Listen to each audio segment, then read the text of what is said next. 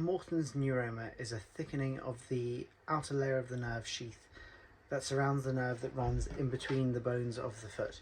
So when we look at a foot, you actually have a whole load of bones here, and they're called the metatarsals. So you've got the toes at the top here, and then you've got long bones here. And if you look at the long bones of the toes, so if I pull the toes up, we've got little bits in between which are called the transverse intermetatarsal ligament. And actually you can kind of imagine that that's the yellow thing that's here. And what happens is that the nerve that runs along the base of the foot then goes into each toe and splits up into two and supplies each side of the toe that it runs in between, and then another one goes up and runs and supplies each side of the toe that it goes in between, and so on.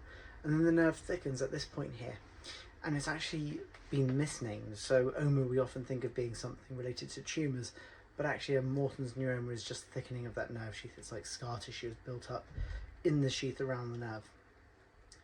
It causes pain, tingling, often a burning sensation in the toes. It might cause some numbness as well.